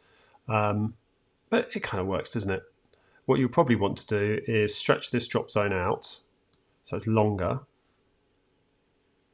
and have that rotation happening over a longer period. Because of course, if it happens over a longer period, then it's going to be slower. If we go into show animation, and I think there we go. So we want to stretch that out to maybe the end of that section. It's going to be a very, very slow spin, and it pauses just before the end. Let's wait for that to render. Notice that I've turned on the original video sitting underneath. The reason for that is so we can have some sound. Drop zones do not take on board sound. No sound is transferred into the drop zone when you put the video in there. So if you want to hear your sound, you're going to have to turn your videos on. But bear in mind that you would be rendering probably each one of these little scenes and mixing them into a main video, as I showed you before. When working with the drop zones, the other thing you've got to be aware of is you're working in three-dimensional space. So looking at the controls, you don't only have a position on the x-axis and y-axis, you also have a position on the z-axis. So the x, as we've said before, is left and right, the horizontal, the y is the vertical, the up and down, and your z is your back and forth. So that's your third dimension. You'll also notice angle of view of the camera, and what that means is the type of sort of lens you're using. For example, if you're using a 20mm lens, you would have a wide angle shot, whereas if you're using 45, it'll be slightly narrower, but it will appear more zoomed in.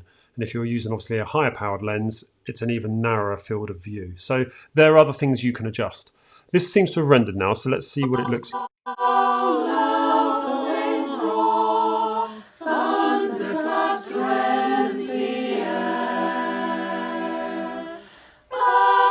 Actually, that doesn't look too bad. It's still overkill, but at least by slowing it down, by stretching that time out, by stretching the drop zone out, it's made the spin slower, which is nice.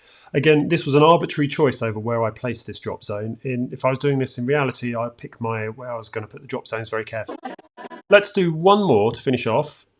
It's a shame that they don't label their drop zones or their drop zones more consistently, as it's quite difficult to tell what you're looking at. Some of the drop zones that they've got on here will animate themselves, others won't. So for example, this one here, 21, if I select it and preview it, it doesn't animate at all.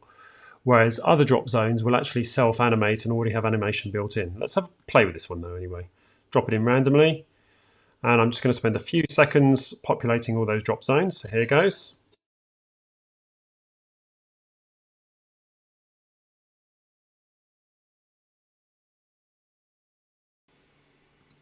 The issue we have with this particular set of drop zones is we have more drop zones than videos. So I have copied and pasted the three people at the top here into the bottom. What I mean by that is I've actually placed their videos twice. They're synchronized, so those three drop zones 3, 4 and 5, as well as the final three drop zones. And then I'm going to turn off 3, 4 and 5. So if we go down, we should be able to turn off 1, 2, 3, 4, and 5. Doesn't look brilliant, but it's better than having empty drop zones or duplicates. I would like the background to be dark, so let's change the background to dark. So it matches my other wall. Do we want the floor on or off? I quite like the floor on, but I like the blur a bit more. And I'm going to turn off the reflectivity slightly, reduce it, there we go, percentage. We could render that scene exactly as it is, because it looks quite nice with the wavy wall. It's not animating, but it still looks a bit more interesting than the basic wall that we created. Or we could use the camera angles to animate it. Let's have a go at that. So if we select the drop zone, turn on edit mode, and you'll notice the 3D floor appears, and we have these three controls. So we need to set the start position of the camera, and we're going to then grab this control and just see how it works. And I'll drag down, and I'll drag up, and I'll drag left and right. So that's the movement with that control. The second control moves like that and round. And the third control is your Z axis by the looks of things.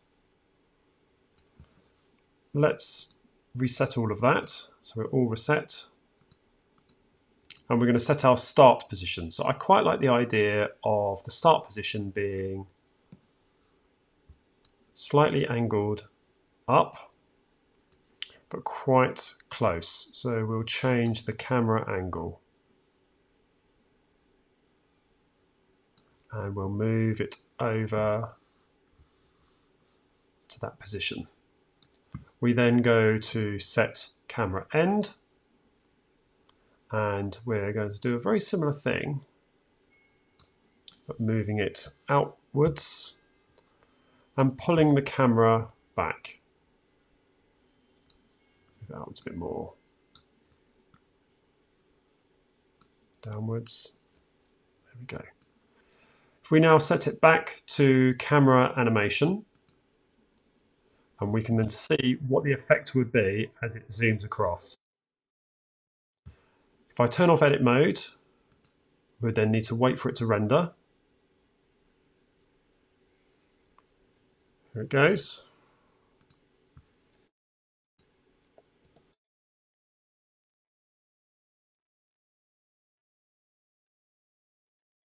I quite like the idea of it actually changing orientation at the end as well. So look at the end. Press it back a bit. Flipping a bit like that. So it goes, so we view it through the floor.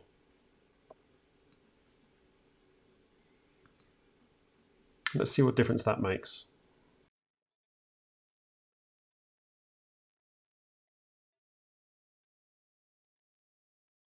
If I was happy with that, you would then turn off edit mode and allow it to render, so it will produce the full effect.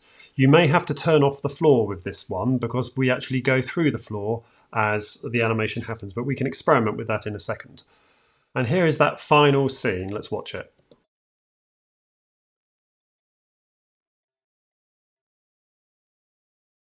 Yes, I thought so. As we pass through the floor, we obviously have a bit of a problem because you can't see the animation anymore. So we turn the floor off. That should improve that.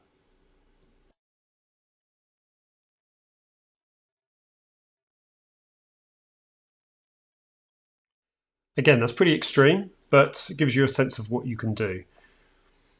You're probably beginning to realize now that there's a lot of trial and error with the parameters on here, and that's because I'm actually not totally on top of what each parameter does. I tried to search for some decent instructions on the developer's website, and they are non-existent. Pixel Film Studios has a few videos that show you basic control, but it's very, very quickly done, and they don't really go into any form of detail. So I'm afraid you will need to do quite a lot of experimenting to work out the exact effects that you want. And that brings us to the end of this video and indeed this series on creating virtual choir projects. I hope it's been useful to you. Just before I close, I just thought I'd recap on one really important point because I've recently changed computer. I've gone from a computer that had 64 gigabytes of RAM, which was my first iMac, to this one that has 128. And indeed, I was doing some of the virtual choir projects on my MacBook Pro, which only had 16 gigabytes of RAM. If you're lucky enough to have a really powerful machine like my new one, then you will be able to use the drop zones in one large project, which will be the entire length of your song.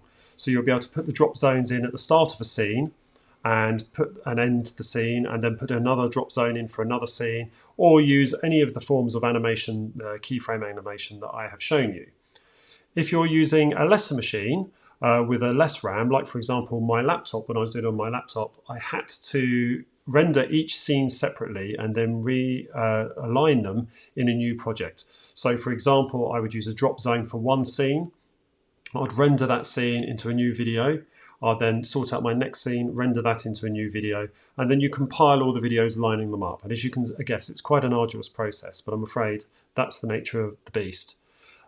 With the keyframe animation, you should be able to do most of that on a reasonable spec Mac. I certainly was able to do it on my 64 gigabyte Mac and also to a certain extent on my iMac. Just be prepared to have lots of time available for your machine to do the rendering between each edit that you do. Anyway, I hope you've enjoyed watching the series and take care. See you very soon.